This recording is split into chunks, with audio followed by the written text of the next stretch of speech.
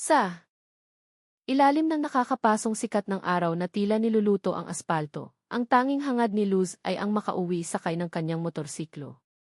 Ngunit sa isang kanto sa Quiapo, hinarang siya ng isang iligal na checkpoint na pinamumunuan ng isang buhong na pulis.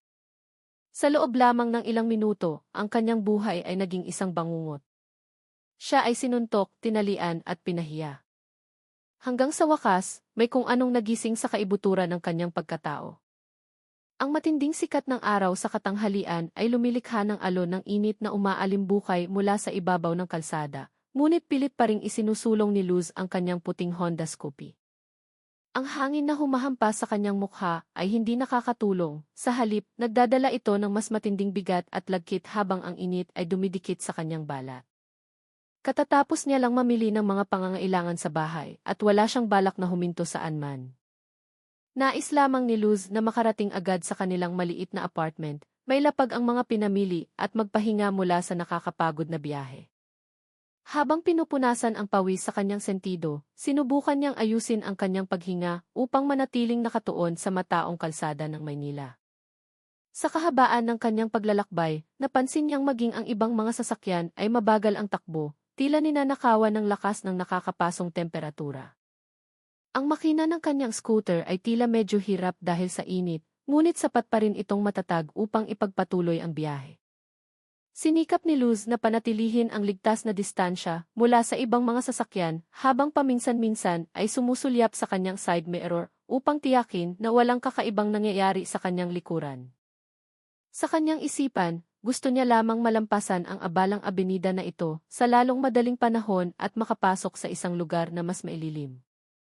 Walang anumang senyales na nagpahiwatig sa kanya na may masamang naghihintay sa unahan. Ang isang maliit na backpack na naglalaman ng kanyang mga pinamili ay marahang umuugoy sa sabitan sa harap ng scooter. Yumuko siya sandali upang tiyakin na ligtas pa rin ang lahat, pagkatapos ay muling tumingin ng diretso sa daan. Ang pawis ay nagsimulang tumulo mula sa kanyang liig patungo sa likod ng kanyang damit na lalong nagpaparamdam sa kanya ng pagkairita. Gayunpaman, pinanatili niya ang kanyang bilis at hindi nagreklamo, maliban sa isang mahinang bulong na lumabas sa kanyang bibig nang maramdaman niyang mas tumitindi ang sikat ng araw. Para sa kanya, ang biyaheng ito ay isang ordinaryong gawain lamang, tulad ng dati. Wala siyang anumang masamang kutob. Wala siyang ideya na mayroong isang mapanganib na bagay na pipigil sa kanyang pag-uwi. Pagpasok niya sa lugar na malapit sa isang kanto na puno ng mga tindahan at kainan, bahagyang binagala ni Luz ang takbo upang maiwasan ang aksidente dahil maraming sasakyan ang pumapasok at lumalabas sa mga paradahan. Huminga siya ng malalim, sinusubukang tiisin ang matinding init na patuloy na tumataas habang iginagalaw ang kanyang balikat upang mabawasan ang malagkit na pakiramdam dahil sa pawis. Bumulong siya, naku, ang init naman talaga ngayon. Makauwi na nga lang kaagad. Ang simpleng pangungusap na iyon ay salamin ng kanyang pagnanais na tapusin ang biyahe nang walang anumang problema, nang walang anumang abala. Ngunit, hindi niya namamalaya na pagkatapos ng kantong iyon, ang kanyang buhay ay hindi na magiging katulad ng dati. Habang papalapit si Luz sa malaking kanto na napapalibutan ng mga gusali ng negosyo, agad niyang binagalan ang kanyang scooter dahil nakita niya ang ilang mga taong nakauniporme na nakatayo mismo sa gitna ng kalsada. Mula sa malayo pa lang, kitang-kita na ang kanilang posisyon ay hindi karaniwan, walang harang para sa checkpoint, walang mga linya ng demarcation, at walang opisyal na kagamitan sa pagsusuri na karaniwang ginagamit sa mga operasyon ng pulisya. Kumunot ang noo ni Luz, sinusubukang tiyakin kung ito ba ay isang tunay na checkpoint o isang simpleng inspeksyon lamang. Ngunit habang papalapit siya, lalong lumilinaw na mayroong isang bagay na hindi tama. Ang ilang mga pulis ay nakakalat na tila sinasadyang harangan ang isang bahagi ng daan. Ang kanilang mga kilos ay hindi tulad ng mga opisyal na nagsasagawa ng tamang pamamaraan, kundi parang isang grupo ng mga tao na naghihintay ng isang partikular na target. Walang ibang sasakyan na sinusuri, walang pila, at walang ibang motorista na pinapahinto. Sa katunayan, ang ibang mga motorista ay tila sadyang umiiwas sa lugar na iyon. Ang ilan ay pinili pang ang bumalik bago pa man makalapit. Ito ay agad na nagparamdam kay Luz na may mali, ngunit huli na para siya ay umiwas. Ang tanging magagawa niya ay magpatuloy ng dahan-dahan habang sinusubukang manatiling kalmado. Sa gitna ng grupong iyon, isang figura ang agad na nakakuha ng pansin ni Luz. Isang lalaking malaki at mataba ang katawan, may makapal na bigote at dibdib na nakausli na parang siya ang pinakamakapangyarihan sa lugar na iyon. Ang kanyang mukha ay puno ng kayabangan at ang kanyang matalim na tingin ay hindi nagbibigay ng puwang para sa sinumang lumaban. Siya ang tila pinuno ng grupo.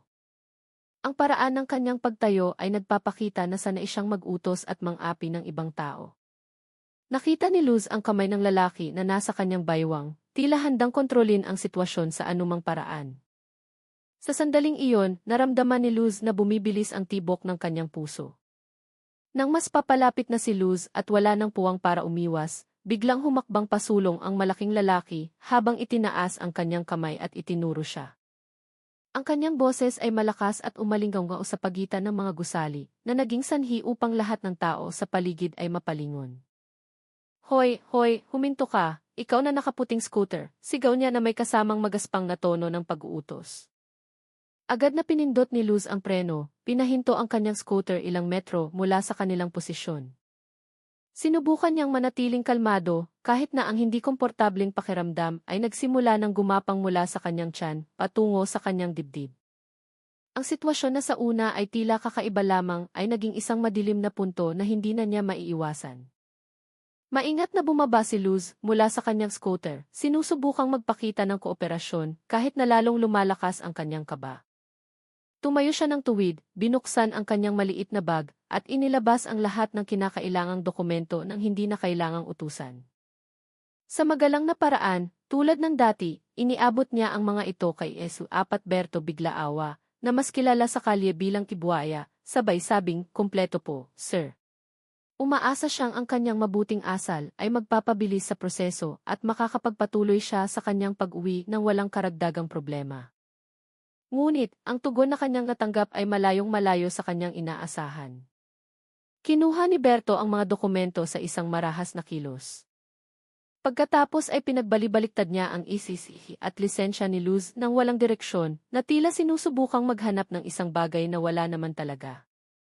Hindi niya ito binabasa ng maayos, binubuklat lamang ang bawat pahina habang umuungol na maihalong pagkadismaya. Ang paraan ng kanyang pagsusuri sa mga papeles ay malinaw na nagpapakita na hindi siya tunay na naghahanap ng pagkakamali, kundi naghihintay ng pagkakataon upang mag-akusa ng anumang bagay na makikinabang sa kanya. Tinitigan siya ni Luz nang may pag-aalala, sinusubukang pakalmahin ang sarili sa pamamagitan ng dahan-dahang paghinga upang hindi ma-provoke ng aroganteng kilos nito. Pagkatapos ng ilang segundo ng pagkukunwaring pagsusuri, biglang bumulong si Berto ng mahina, ngunit puno ng intensyon. Alainan. May mali dito. Ang pangungusap na iyon ay agad na nagpatindig ng balahibo ni Luz. Hindi niya maintindihan kung aling bahagi ang tinutukoy dahil alam na alam niyang lahat ng kanyang dokumento ay nasa ayos. Napalunok si Luz bago sa wakas ay naglakas loob na magtanong, "Aling bahagi po, sir?" "Lahat po ng papeles ko ay tama." Wala siyang intensyon na manghamon. Nais niya lamang matiyak kung ano ang itinuturing na mali upang maitama ito. Ngunit, ang simpleng tanong na iyon ay lalo lamang nagpatindi sa sitwasyon. Itinigil ni Berto ang kanyang ginagawa at tinitigan si Luz ng isang matalim na tingin na puno ng kayabangan. Pinaliit niya ang kanyang mga mata, humakbang palapit, at sinabi sa mataas na tono, "Tinatatanong mo ako. Sa tingin mo mas marunong ka pa sa akin?" Ang tono ng kanyang boses ay hindi nagbibigay ng pagkakataon para sa anumang diskusyon. Malinaw na hindi siya nagsusuri ng mga dokumento, kundi naghahanap ng dahilan upang gipitin si Luz. Ang ilan sa kanyang mga tauhan na nakatayo sa likuran ay nagsimulang ngumisi. Tila naghihintay sa susunod na drama. Naramdaman ni Luz na anuman ang sabihin niya pagkatapos nito ay hindi na makakapagbago ng anuman dahil tinarget na siya ni Berto mula pa sa simula. Matapos masiyahan sa walang saysay na pagbubuklat ng mga dokumento, sa wakas ay huminto si Berto at tinitigan si Luz ng may mapanuyang ekspresyon. Ang tingin sa kanyang mga mata ay malinaw na nagpapakita na mula pa sa simula, wala siyang balak na magsagawa ng tamang pagsusuri. Ibinalik niya ang mga papeles sa isang bastos na paraan, halos ihulog ang mga ito mula sa kamay ni Luz. Sinadya niyang manahimik ng ilang segundo na tila nais magtayo ng tensyon bago ilabas ang kanyang tunay na hiling. Nakatayo lang si Luz, naghihintay kung ano ang lalabas sa bibig ng lalaki. Umaasa na mayroon pa ring posibilidad na biglang bumuti ang sitwasyon. Ngunit ang kanyang pag-asa ay agad na nawasak nang magsalita si Berto sa isang magaspang at walang pag-aalinlangang tono. Kung gusto mong makalagpas, magbayad ka ng 10,000. Ang mga salitang iyon ay lumabas ng napakadali. Tila ang pangingikil ay isang pangkaraniwang gawain para sa kanya. Agad na napatingin si Luz sa kanya nang may pagtataka at pagkalito. Wala siyang ginawang paglabag, walang pagkakamali at kumpleto pa ang kanyang mga papeles. Ang hiling na iyon ay tila katawa-tawa at hindi makatwiran. Sinubukan ni Luz na manatiling kalmado kahit na nagsisimula ng sumikip ang kanyang dibdib dahil sa kawalang katarungang kanyang nararamdaman. Umiling siya ng bahagya bago magtanong sa isang boses na nananatiling magalang. Ha? Sir, wala naman po akong nilabag. Bakit po ako magbabayad? Umuwol si Berto at tinapik-tapik ang kanyang malaking tiyan na may mapanghamak na kilos, tulad ng isang taong sanay sa kapangyarihan at hindi kailanman nababagabag ng mga lohikal na tanong. Huwag ka ng maraming satsat. 10,000 ngayon din, sabi niya habang inilalapit ang kanyang katawan. Ang kanyang boses ay hindi na lamang nag-uutos, kundi nagbabanta. Wala siyang pakialam sa anumang paliwanag. Ang gusto lang niya ay pera. Ang kanyang kilos ay nagpapakita na itinuturing niyang madaling target ang mga mamamayang tulad ni Luz. Isang taong matatakot at susuko ng walang laban. Sa likod ni Berto, ang kanyang mga tauhan ay nagsimulang tumawa ng mahina. Ang kanilang tawa ay hindi lamang para sa libangan, kundi isang senyales na ang ginagawa ni Berto ay isang nakasanayan na nilang itinuturing na normal. Nagkatinginan sila at nagtanguan sa isa't isa, na tila nagsasabing ang kikitain nila sa araw na iyon ay nasa kanilang harapan na. Naramdaman ni Luz ang pressure mula sa lahat ng direksyon, ang init ng araw, ang nakakatakot na tingin ng mga pulis, at ang mapanuksong tawa na lalong nagpapasikip sa sitwasyon.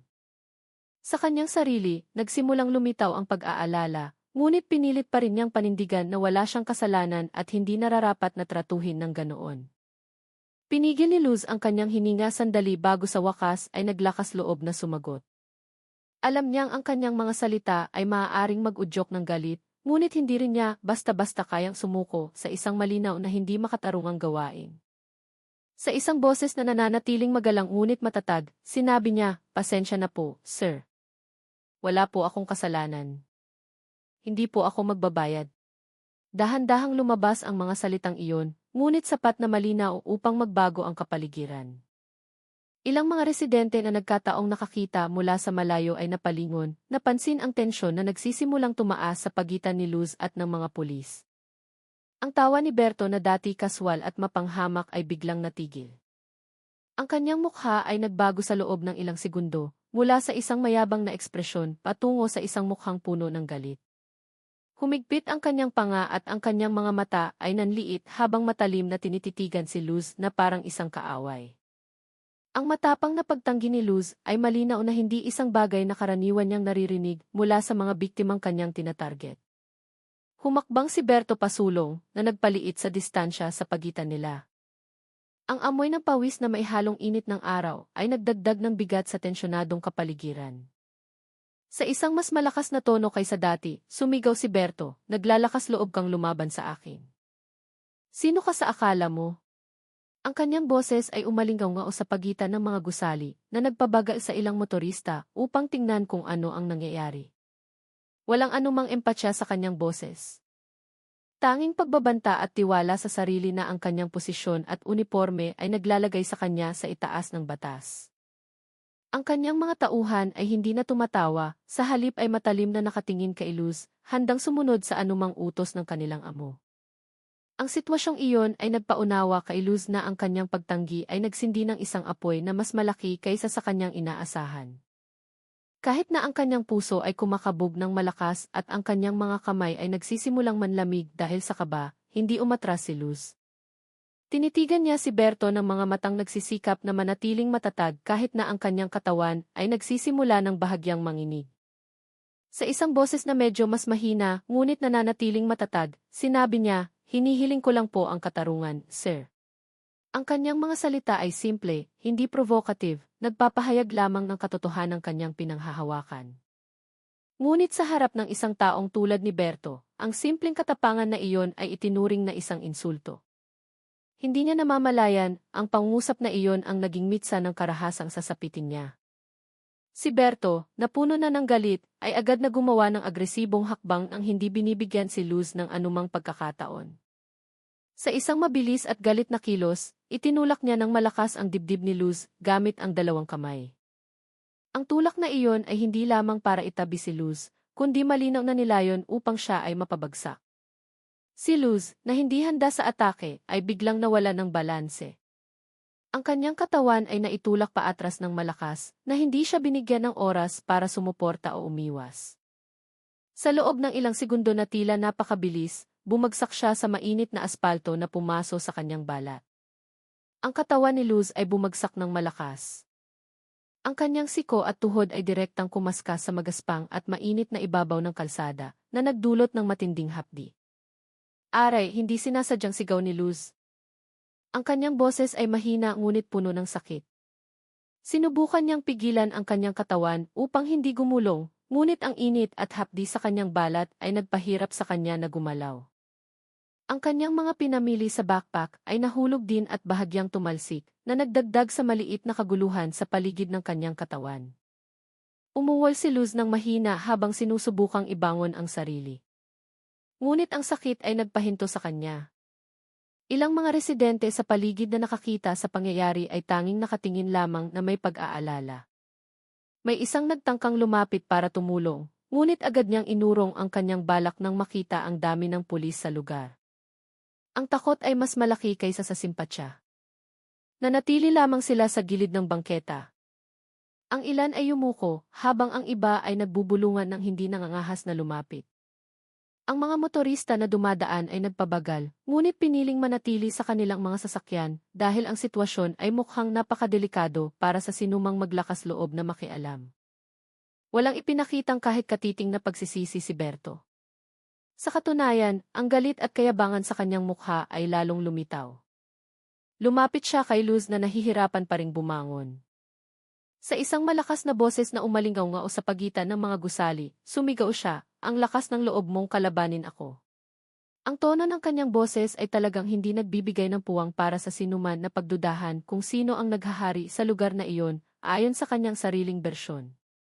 Para kay Berto, ang pagtanggi ni Luz ay isang malaking insulto na dapat gantihan. At para kay Luz, ang brutal na pagtulak na iyon ay ang punto kung saan lalong lumala ang lahat. Malayong malayo sa kanyang inaasahan nang siya ay pauwi na ilang minuto lang ang nakalipas. Hindi pa man nakakabangon si Luz nang muling tumakip sa kanya ang malaking anino ni Berto.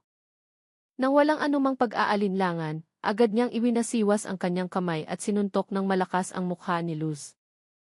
Tumalsik sa gilid ang ulo ni Luz at bago pa man ganap na maramdaman ang sakit, isa pang suntok ang sumunod sa kanyang balikat. Ang kanyang mga kilos ay mabilis at sunod-sunod. Nagpapakita na ito ay hindi na lamang kilos ng isang alagad ng batas, kundi isang brutal na paglalabas ng galit. Agad na itinaas ni Luz ang kanyang mga kamay upang salagin ang atake, ngunit dahil sa kanyang posisyon na nakaupo pa, nahirapan siyang umiwas. Bawat atake ay tila nagdaragdag ng bigat sa kanyang dibdib, na nagpapahirap sa kanyang paghinga. Hindi binigyan ni Berto ng pagkakataon si Luz na huminga. Patuloy niyang sinuntok ang mga bahagi ng katawan na malapit sa kanya, mula sa likod, balikat, hanggang sa mga braso ni Luz na sinusubukang takpan ang kanyang mukha. "Huwag kang lalaban," sigaw niya habang muling nagpapakawala ng suntok. Ang sigaw na iyon ay hindi isang babala, kundi isang banta na nagpapalala sa kanyang takot. Ang mga luha ay nagsimulang dumaloy hindi dahil sa kahinaan, kundi dahil sa matinding at sunod-sunod na sakit. Nanginginig ang kanyang katawan sa bawat pagtama ng suntok. Sinubukan niyang paikutin ang kanyang katawan upang hindi masyadong malantad sa mga atake. Ngunit, dahil sa kanyang dehadong posisyon, para siyang isang madaling target. Ang kanyang pawis ay humalo sa alikabok ng aspalto at kaunting dugo na nagsimulang lumabas mula sa kanyang pumutok na labi. Samantala, ilang mga residente na nakasaksi sa pangyayari mula sa ligtas na distansya ay nagsimulang magpakita ng mga reaksyon na maihalong takot at galit. Nagbubulungan sila ng mahina, hindi nangangahas na magtaas ng boses. Kawawa naman, bakit ganyan ang pulis? Sabi ng isang ginang na nanginginig ang boses. Tinakpan niya ang kanyang bibig dahil hindi makapaniwala sa kanyang nakikita. Ngunit, kahit na may mga komento, walang sinuman ang naglakas loob na lumapit. Alam nila kung gaano kapanganib na harapin ang mga nakaunipormeng opisyal, lalo na't malinaw sa mukha ni Berto at ng kanyang mga tauhan na wala silang pakialam sa batas. Ilang motorista ang huminto sandali, tinitingnan ang sitwasyon na may pagkasuklam, pagkatapos ay dahan-dahang nagpatuloy sa kanilang biyahe nang ayaw masangkot.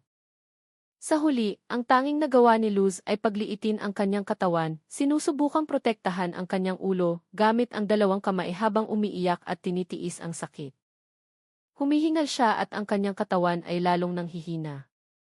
Sa bawat pagtama ng suntok, gusto niyang sumigaw para humingi ng tulong, ngunit ang kanyang boses ay nabara ng takot at sakit.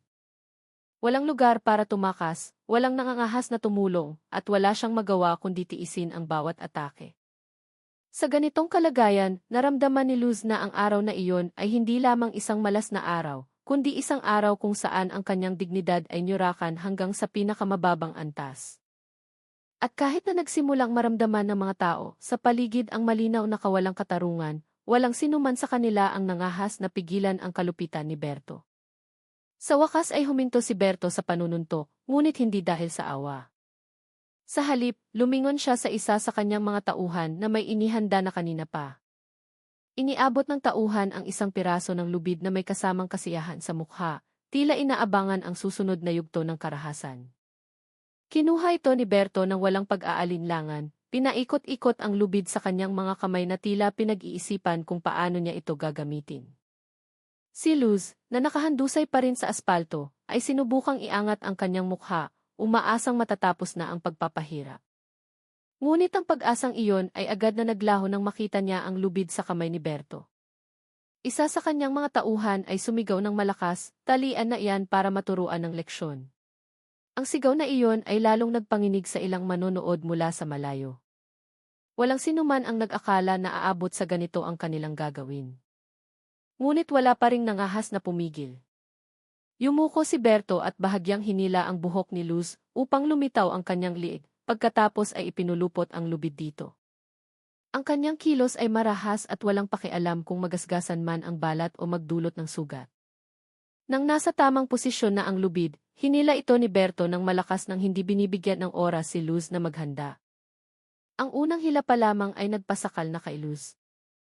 Ang kanyang lieg ay tila hinihila mula sa loob na nagpapahirap sa pagpasok ng hangin. Agad na kumilos ang kanyang katawan dahil sa reflex. Itinaas niya ang kanyang dalawang kamay, sinusubukang luwagan ang pagkakatali. Ngunit ang lakas ni Berto ay higit na mas malaki. Umubo si Luz ng malakas. Ang tunog ng kanyang paghinga ay putol-putol at ang kanyang mukha ay nagsimulang mamula. Sa isang mahina at sakal na boses, nagmakaawa siya, "Sir, tulong. Nasasakal po ako."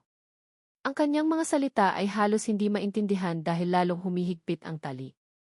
Ang kanyang mga mata ay nagluluha hindi lamang dahil sa sakit, kundi dahil din sa lumalaking takot. Ngunit, ang kanyang pakiusap ay hindi nakatinag sa sinuman sa kanila. Sa halip, lalo pang ipinakita ni Berto ang kanyang kapangyarihan. Sa isang ekspresyon na puno ng galit at walang anumang awa, sumigaw siya ng malakas. "Tumahimik ka!" Ang sigaw na iyon ay sinabayan ng mas malakas na hila na nagpatalsik sa katawan ni Luz at halos mawalan ito ng balanse, kahit na nakabagsak na siya. Ang mga tauhan ni Berto ay nanonood lamang habang nakangiti, tila ang ginagawa ay ganap na katanggap-tanggap. Ilang residente ang nagsimulang magtakip ng bibig at yumuko dahil hindi na nila kayang tingnan. Ang sitwasyon ay nagpapakita na ang nangyayari ay hindi na lamang pang-aabuso sa kapangyarihan, kundi isang hayagang pagpapahirap na ginagawa ng walang takot sa anumang kahihinatnan. Si Berto, na hawak pa rin ang dulo ng lubid, ay hila-hilang dinala si Luz patungo sa bangketa. Pagdating sa gilid ng kalsada, bahagyan niyang niluwagan ang hila at tumawa ng malakas. Tila ang kanyang ginagawa ay isang nakakatawang bagay na dapat ipagmalaki. Sa isang tono ng pag-uutos na hindi maikakaila, sumigaw siya, "Sige, gumapang ka, para malaman ng lahat na matigas ang ulo mo." Ang kanyang boses ay umalinggaw sa paligid ng mga tindahan at nagpahinto sa ilang tao na dati sumusulyap lang. Si Luz, nasakal pa rin at nasasaktan, ay pinipigilan na lamang ang sarili na hindi muling bumagsak. Ngunit ang utos na iyon ay lalong nagpabigat sa kanyang dibdib dahil sa pinaghalong hiya at takot. Sa nanginginig na katawan, sa wakas ay sumunod si Luz dahil wala siyang ibang pagpipilian. Nagsimula siyang gumapang ng dahan-dahan sa ibabaw ng mainit at magaspang na bangketa. Mahapdi ang kanyang mga tuhod, nanginginig ang kanyang mga kamay, at patuloy siyang humihingal dahil sa lubid na nakatali pa rin sa kanyang leg. Ang mga tauhan ni Berto ay agad na tumawa ng malakas, tila nanonood ng isang palabas sa katanghalian. Ang ilan sa kanila ay tinuturo pa si Luz habang hawak ang kanilang mga tiyan na nagpapakita kung gaano sila kawalan ng awa. Ang sitwasyon ay lalong naging kahiya-hiya para kay Luz dahil bawat paggapang niya ay nagdudulot ng bagong tawa mula sa mga pulis na iyon. Ang mga motorista na dumadaan ay nagpapabaga ng kanilang sasakyan nang makita kung ano ang nangyayari. Ang ilan sa kanila ay nagtakip ng bibig dahil hindi makapaniwala na may isang alagad ng batas na kayang maging ganito kalupit sa isang babae na wala namang ginawang paglabag. Mayroong mga agad na umiwas ng tingin dahil hindi na makatiis na panoorin. At mayroon ding mga kusang naglabas ng kanilang mga cellphone upang mag-record kahit na nananatiling malayo dahil sa takot na sila ang susunod na target. Dahil dito, lalong naramdaman ni Luz na siya ay maliit at walang magawa. Alam niyang may nakakakita sa kanya, ngunit walang nangangahas na kumilos. Ang hiya ay mas tumutusok ng malalim kaysa sa pisikal na sakit na kanyang nararamdaman. Habang patuloy na gumagapang, itinungo ni Luz ang kanyang ulo hanggat maaari. Sinusubukang itago ang kanyang mukha na basa na ng luha. Sa gitna ng maliliit na hikbi na hindi niya mapigilan, bumulong si Luz ng mahina. Bakit ako? Ang tanong na iyon ay lumabas na lamang, hindi para sa sinuman, kundi bilang isang pagpapahayag ng kawalan ng pag-asa na pumupuno sa kanyang isipan.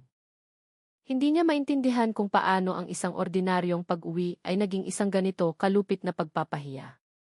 Sa lahat ng pisikal at emosyonal na pasanin na kanyang dinadala, naramdaman ni Luz na tila wala nang mas masahol pa sa kanyang nararanasan. Ngunit sa kaibuturan ng kanyang pagkatao, ang sakit at kahihiyan ay dahan-dahang bumubuo ng ibang bagay. Isang bagay na hindi niya pa namamalayan na nagigising. Sa gitna ng sakit na pumipiga sa kanyang katawan mula sa iba't ibang direksyon at ang kahihiyan na tumatark ng malalim sa kanyang puso, narating ni Luz ang isang punto kung saan hindi na kayang tiisin ng kanyang isipan ang lahat. Bawat paghinga ay masakit. Bawat paggapang ay tila nagdaragdag ng bigat na dumadagan sa kanyang dibdib. Ngunit sa likod ng lahat ng iyon, mayroong isang bagay na nagsimulang gumalaw sa loob niya. Isang puwersa na lumitaw hindi mula sa ordinaryong katapangan, kundi mula sa isang pasensya na tuluyan ng naubos. Ang kawalan ng pag-asa na dati sumasampal sa kanya ay nagbago at naging isang galit na mas malakas pa kaysa sa takot. Huminto si Luz sa paggapang, ipinikit ang kanyang mga mata sandali at huminga ng malalim na may kakaibang tunog. Tila may bagong enerhiya na dumadaloy sa kanyang buong katawan. Nang muling imulat ni Luz ang kanyang mga mata, ang kanyang tingin ay hindi na pareho. Ang paningin niya ay nagbago mula sa takot tungo sa isang malamig na katatagan. Ang kanyang katawan na dati nanginginig dahil sa kahinaan ay ngayon nanginginig dahil sa isang bagay na mas malaki. Isang lakas na matagal nang natutulog sa loob niya. Ang kanyang lieg ay nakatali pa rin, ngunit ang hila ni Berto ay hindi na nagpapahina sa kanya tulad ng dati. Naramdaman ni Luz ang isang kakaibang sensasyon sa kanyang mga kamay. Tila may lakas na gumagapang palabas mula sa kanyang mga buto at kalamnan. Kahit na hindi pa nawawala ang sakit, ang biglaang paggising ng lakas na ito ay nagparamdam sa kanyang katawan na mas matatag. Ang mga tauhan ni Berto, na dati tumatawa habang pinapanood siyang gumapang, ay nagsimulang magkatinginan dahil sa biglaang pagbabago sa kilos ni Luz. Sa sandaling iyon, ang alaala ng kanyang yumaong lolo ay biglang lumitaw ng malinaw sa isipan ni Luz. Ang matandang lalaki na madalas niyang makitang nagsasagawa ng mga simpleng ritual bago mag-ensayo ng arnis, na madalas magkwento tungkol sa isang sinaunang kaalaman. Isang uri ng agimat na nagpapahintulot sa isang tao na bumangon kahit nawasak na ang katawan. Ang alaala na iyon ay dati itinuturing lamang ni Luz bilang isang kwento ng pamilya. Hindi isang bagay na totoo. Ngunit ngayon, sa gitna ng kahihiyan at karahasan na kanyang nararanasan, nararamdaman ni Luz na ang dugo ng kanyang lolo ay tunay na nananalaytay sa kanya. Ang maliliit na pagsasanay na dati itinuturing niyang hindi mahalaga ay muling lumitaw sa kanyang memorya, nagbibigay ng direksyon ng hindi niya namamalayan. Ang kanyang katawan ay nagsimulang tumugon hindi sa takot, kundi sa kahandaang lumaban. Sa isang mas matatag na paghinga, itinungo ni Luz ang kanyang ulo, ngunit hindi dahil sa pagsuko. Bumulong siya ng mahina, ngunit malinaw. Tama na. Ayoko nang tratuhin ng ganito. Ang mga salitang iyon ay hindi lamang isang reklamo, kundi isang pahayag mula sa isang taong umabot na sa kanyang hangganan. Ang bulong na iyon ang nagpatibay sa kanyang determinasyon. Sa sandaling iyon, ang lubid sa kanyang liig ay hindi na naramdamang kasing higpit ng dati, at ang sakit sa kanyang katawan ay hindi na nagpaparalisa sa kanya. Naghanda si Luz na bumangon. May nagbago sa loob niya, at ang sandaling ito ang naging simula ng pagbabago sa lahat ng nangyari, na hanggang ngayon ay puro pagdurusa lamang. Ngayon, ang sitwasyon ay patungo sa isang bagay na lubos na naiiba. Ang lubid sa liig ni Luz ay mahigpit pa ring nakapulupot, ngunit ang bagong lakas na nagising sa loob niya ay nagparamdam na hindi na ito kasing tindi ng dati. Sa isang malalim na paghinga, itinaas ni Luz ang kanyang dalawang kamay at hinawakan ang lubid. Ang mga kalamnan sa kanyang braso ay nanigas at, sa isang mabilis ngunit kontroladong kilos, hinilan niya ang lubid hanggang sa mapatid ang mga hibla nito. Ang tunog ng pagkaputol ng lubid ay malinaw na narinig na nagpatahimik sa lahat ng tao sa paligid. Ang tali na dati sumasakal sa kanya ay ganap nang natanggal, bumagsak sa lupa ng walang saysay. Ang kilos na iyon ay biglaan at napakalakas, na naging dahilan upang mapagtanto ng sinumang nakasaksi na ang babaeng nakikita nila kanina ay hindi na ang dating biktima. Si Berto, na nakatayo hindi kalayuan kay Luz, ay agad na nanlaki ang mga mata, hindi makapaniwala sa kanyang nasaksihan. Anong kalokohan to? Sigaw niya sa mataas na tono. Isang pinaghalong gulat at takot. Ang mayabang na ekspresyon na karaniwang nasa kanyang mukha ay biglang nagbago at naging pagkalito. Umatras siya ng isang hakbang, sinusubukang unawain kung paano naputol ni Luz, na ilang minuto lang ang nakalipas ay nakahandusay na mahina, ang lubid ng ganoon kadali. Ang kanyang mga tauhan ay nawalan na rin ng tawa, at napalitan ito ng mga tingin ang pag-aalala, dahil ang sitwasyon ay biglang nagbago sa loob lamang ng ilang segundo. Dahan-dahang bumangon si Luz mula sa pagkakagapang at tumayo ng tuwid, kahit na ang kanyang katawan ay puno ng mga sugat, pasa at gasgas. Ang dugo na dumadaloy mula sa kanyang labi ay hindi patuyo at ang kanyang paghinga ay mabigat pa rin, ngunit ang kanyang aura ay ganap na nagbago. Wala nang takot o pagsuko sa kanyang ekspresyon. Ang kanyang tingin ay matalim, matatag at puno ng kontrol. Ang buong katawan niya ay nagpapahiwatig ng isang katatagan na hindi pa niya naipakita kailanman. Ang mga residente sa paligid na kanina itakot lamang na nagbubulungan ay nagsimula ng mag-usap sa ibang tono. Hindi na lamang simpatsya, kundi pagkamangha.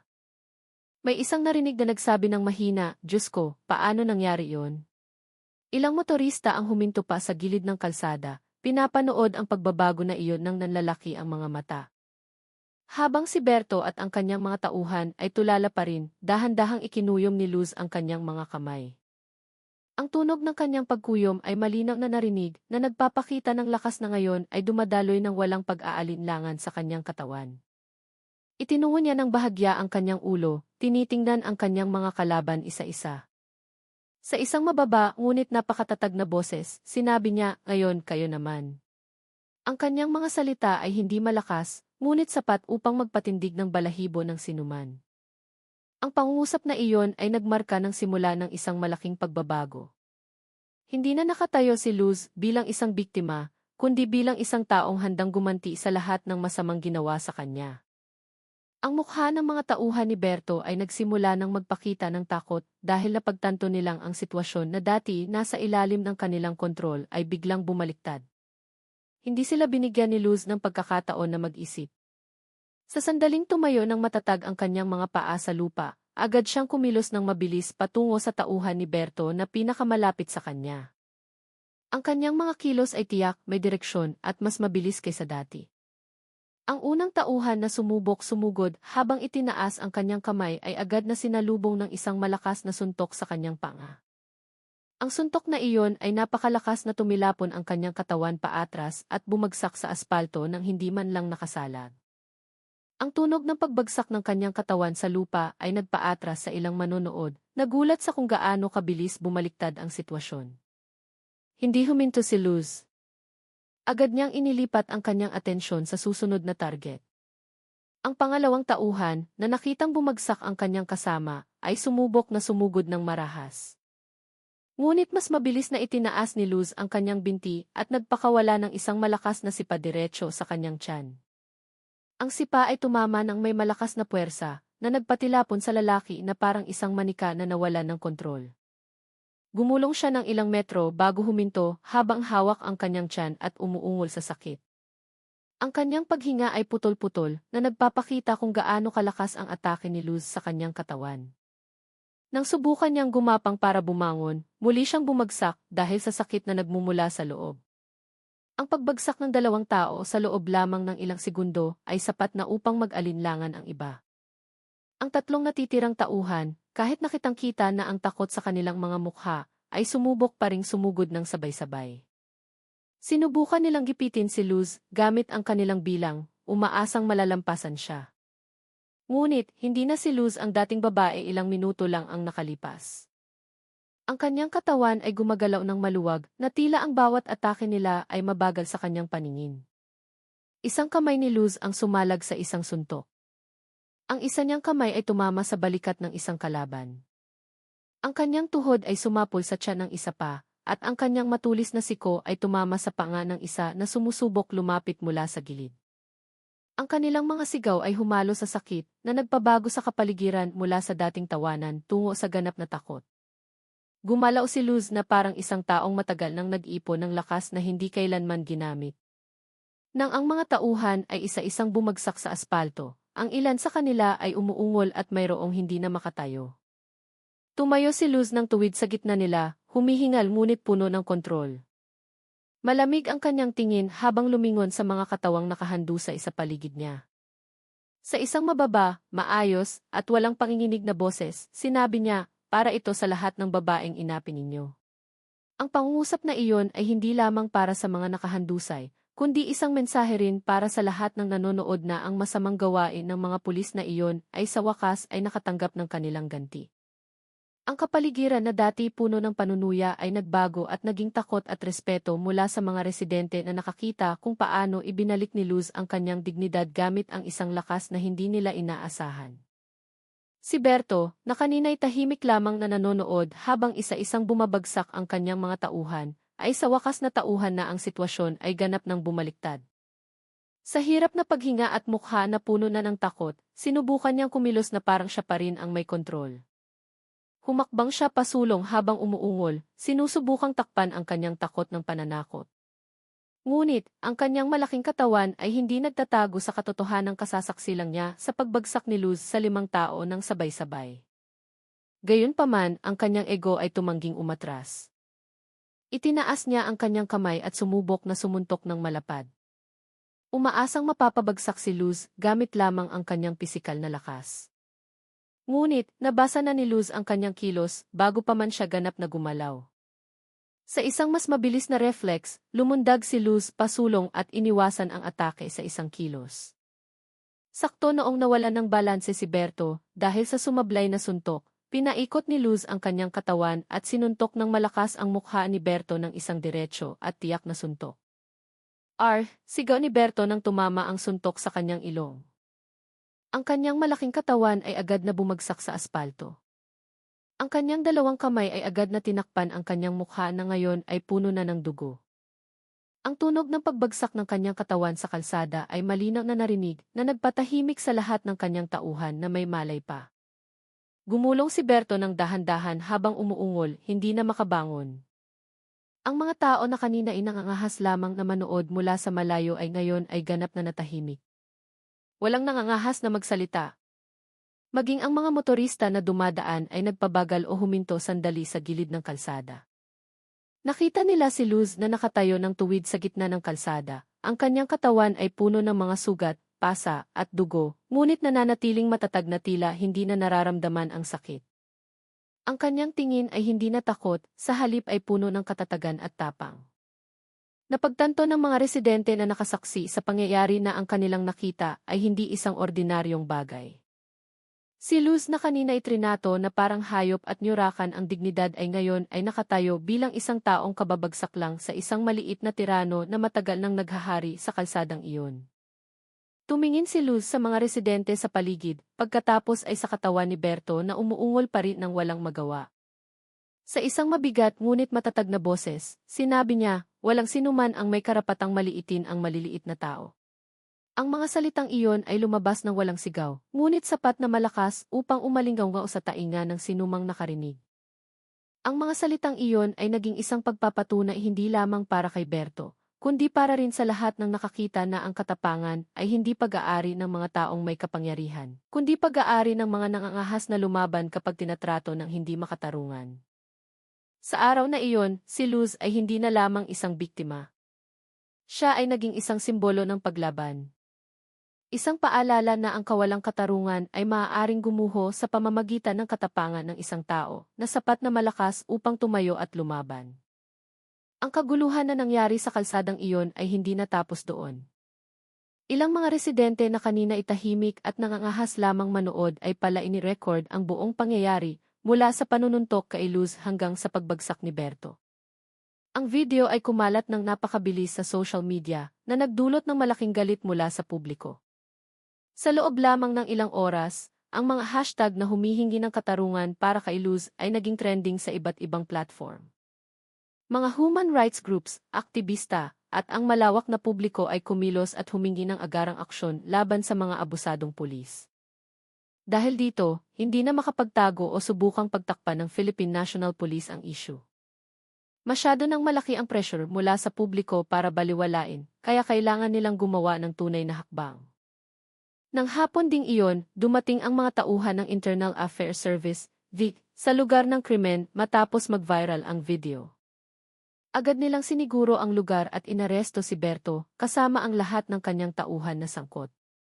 Dinala sila patungo sa sasakyan ng pulis na nakayuko ang mga ulo, sinusubukang takpan ang kanilang mga mukha mula sa mga flash ng kamera ng mga mamamahayag at residente na nag-aabang sa paligid. Wala na ang kayabangan sa kanilang mga mukha. Si Berto, na karaniwang matapang, ay mukhang takot, ngunit sinusubukan pa ring isisi kay Luz. Sumigaw siya ng malakas, kasalanan lahat ng babaeng yan. Siya ang unang lumaban. Ngunit, ang kanyang sigaw ay hindi pinansin ng sinuman. Lahat ay nakita na ang video na nagpapatunay na ang kanyang mga kilos ay hindi maitatago sa anumang dahilan. Isang masinsinang investigasyon ang isinagawa sa loob ng ilang araw. Mula sa iba't ibang ebidensya, mga saksi, at mga video na kumalat, sa wakas ay napatunayang nagkasala si Berto sa pangingikil, pananakit, pag-abuso sa kapangyarihan, at matinding karahasan na ginawa sa publiko. Hindi lang iyon, sinira rin niya ang imahe ng institusyon ng pulisya sa kanyang brutal na gawain na hindi man lang niya sinubukang itago. Inirekomenda ng VIC at ng investigation team ang pinakamataas na parusa. Si Berto ay sinibak sa serbisyo ng walang anumang karangalan. Ang lahat ng kanyang mga benepisyo sa pagreretiro ay tinanggal, at nahaharap siya sa maraming kaso na magpapakulong sa kanya ng maraming taon. Ang kanyang mga tauhan ay nakatanggap din ng kaukulang parusa batay sa kanilang pagkakasangkot. Tinanggap ng publiko ang desisyon bilang isang mahalagang hakbang upang hindi na baliwalain ang mga ganitong kaso. Si Luz, na puno pa rin ng pasa ang katawan, ay dumalo sa unang pagdinig bilang saksi. Pumasok siya sa korte na dahan-dahan ang paglakad, ngunit nananatiling tuwid. Agad siyang dinumog ng mga mamamahayag na may iba't ibang tanong. Kahit na mukha siyang pagod, sumagot si Luz sa isang maikling pangungusap na naging viral quote sa media. Kailangan lang pong ipatupad ang katarungan. Yun lang po. Ang kanyang sagot ay simple ngunit matatag. Ipinapakita na hindi siya naghahanap ng atensyon.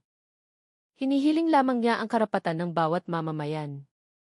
Sa araw na iyon, nakita ng publiko na ang kanyang katapangan ay hindi natapos sa kalsada, kundi nagpatuloy hanggang sa proseso ng batas na nagsisigurong hindi makakatakas ang mga maisala sa kanilang responsibilidad. Dahil sa tumitinding pressure mula sa publiko, walang ibang pagpipilian ang pamunuan ng AFP, kundi gumawa ng isang hayagang hakbang. Sa maikling panahon, nag-anunsyo sila ng isang malaking press conference upang magbigay ng opisyal na pahayag sa kasong naging viral sa buong bansa.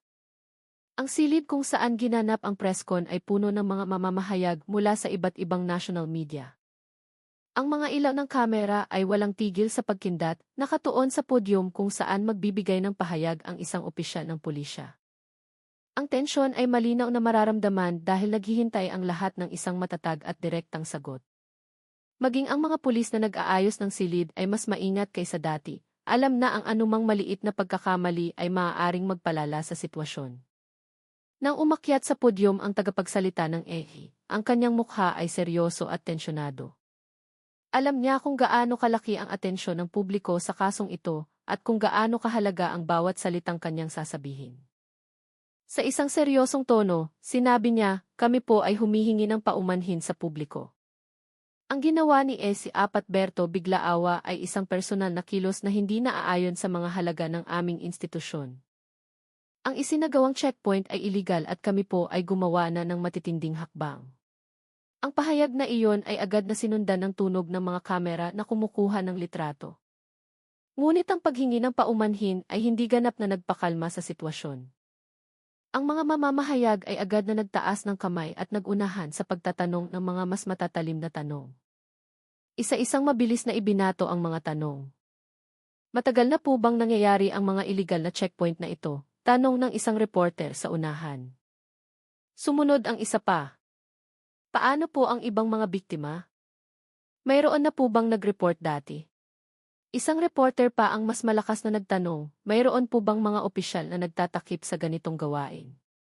Ang mga tanong na iyon ay nagpapakita na hindi na nasisiyahan ang publiko sa mga karaniwang sagot. Gusto nila ng buong transparency at tunay na aksyon, hindi lamang isang simpleng paliwanag. Sumagot ang tagapagsalita, lahat po ng sangkot na miyembro ay imbestigahan ng V. Wala pong tolerance para sa pang-aabuso sa kapangyarihan. Ang sagot ay sinabi ng may diin. Ngunit, alam ng lahat na ang susunod na proseso ay patuloy na babantayan ng publiko.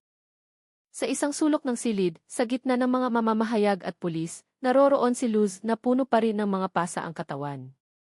Ang kanyang mukha ay may mga sugat na hindi pa ganap na gumagaling, ngunit ang kanyang mga mata ay kalmado at matatag. Ang kanyang presensya ay nagbigay ng moral na bigat sa press conference.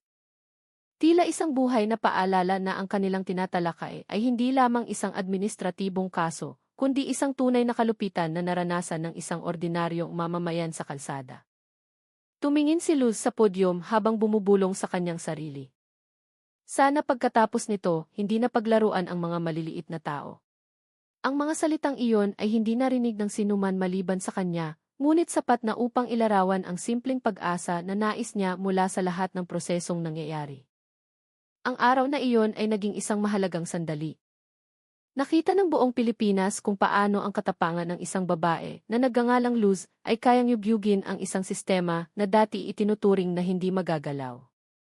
Ang kasong ito ay hindi lamang tungkol sa pag-aresto sa isang abusadong pulis, kundi tungkol sa pagbubukas ng mata ng publiko na ang boses at tapang ng isang tao ay maaaring pilitin ang isang malaking institusyon tulad ng na managot.